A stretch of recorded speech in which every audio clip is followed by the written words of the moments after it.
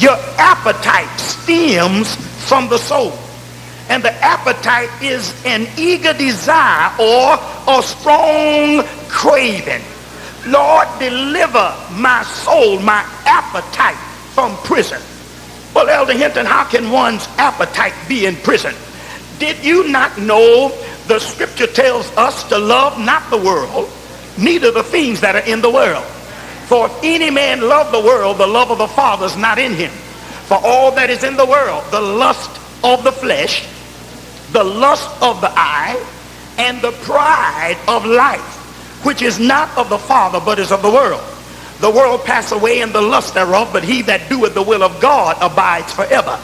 Now, when man sinned in the garden, sin entered through the appetite.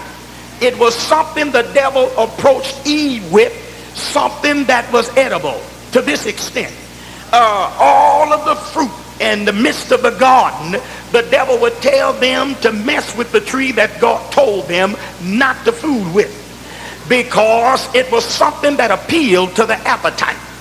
And that's the way the devil comes. He comes through the appetite.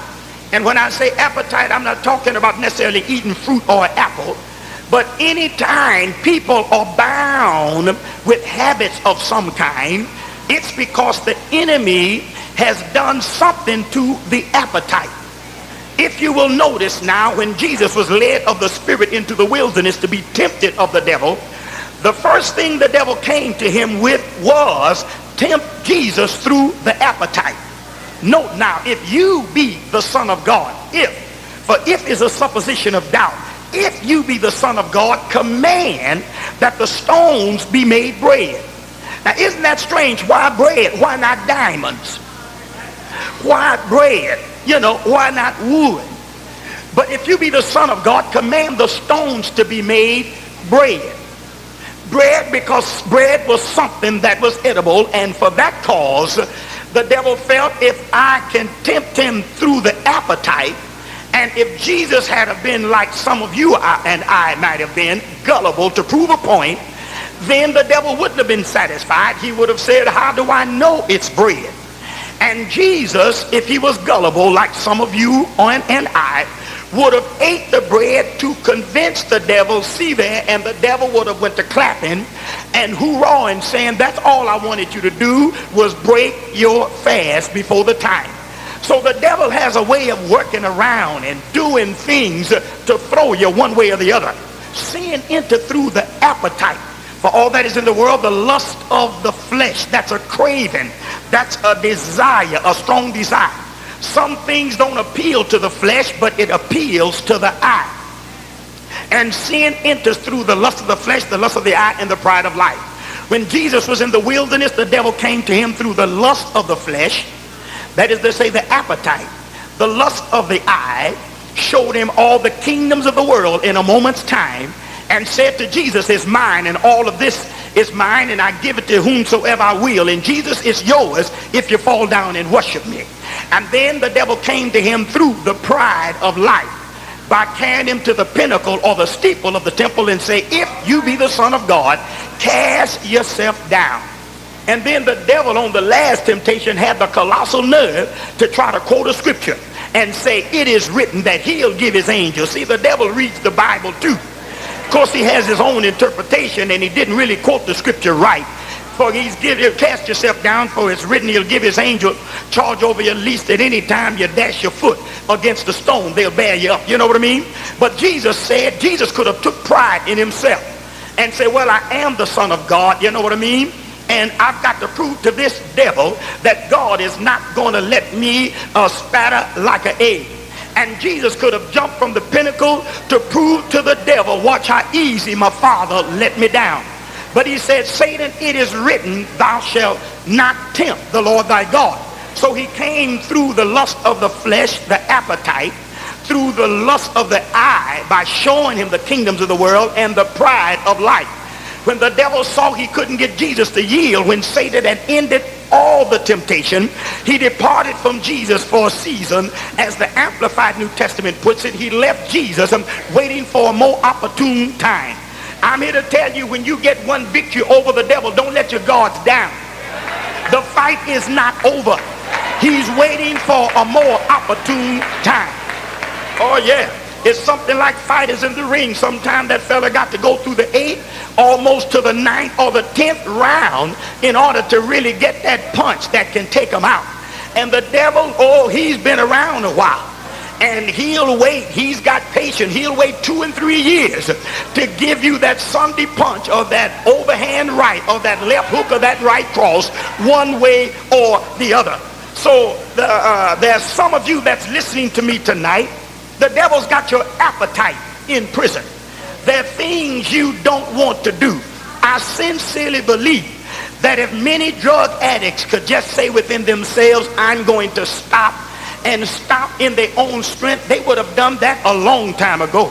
If many alcoholics could do that, there's some that's crawled in a bottle and they've gone so far into it until the alcohol has gone through your system and you look drunk even when you're sober, because it's all in your skin, it's all in the bloodstream.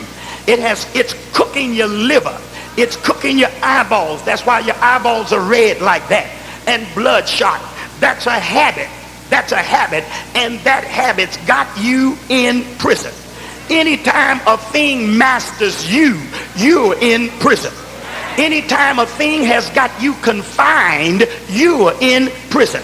Anytime you into something that you can't shake or loose, you are in prison. Anytime you're doing something you don't want to do and you don't have power within yourself to resist or to get from around it or to get out of it, you are in prison. So your appetite, if you're not careful, can put you in prison. Not only that, but the soul takes in one's emotion. That is to say, one's feelings such as love, hate, fear, and anger. Did you not know that anger can imprison you? Fear can imprison you. There's some people that's just like that mental patient that they had put in a padded cell, and the devil had him turned around in his mind, and he looked outside of his cell, outside the window, and saw the world and said, the whole world is mad, and this is why I'm in this padded cell, to keep me from a crazy world. In other words, everybody to him was crazy but him. But what it really was, the problem was that he was the one that was crazy in a padded cell, also in a straight jacket. That's the way the devil does. He'll turn things around and make you a prisoner of your own fears, make you a prisoner of your own hate. And I want to say something about hate. Hate destroys the hater. You don't think you feel better hating folk, because all hate does is sap your life out by degree. It's no way possible to be a hateful person and hate everything and hate everybody and stay well. It's going to run your blood up. It's going to palpitate your heart. It's going to make you look black around the eyes. It's going to make you look evil. It's going to make cats and the rats and dogs run from you. It's no way possible to take on hate, because hate destroys the hater. Now, I can hate you, but hate is not going to destroy you. Hate will destroy me. What you've got to realize is that hate destroys the hater. You're not doing nothing but killing yourself by degree. When you say, I hate my father, I hate my mother, I hate my children, I hate what my brother did, I hate him with a passion, all you're doing is saying, I'm going to a premature grave. Because when God made the human body, he made you in his own image and in his own likeness, and the human body is not made for hate. It will destroy it by degrees. No more is the human body made for a lot of grief. Grief will affect you more than joy. Have you noticed you can be angry? God did not make the human body for anger. He did not. He said, be angry but sin not.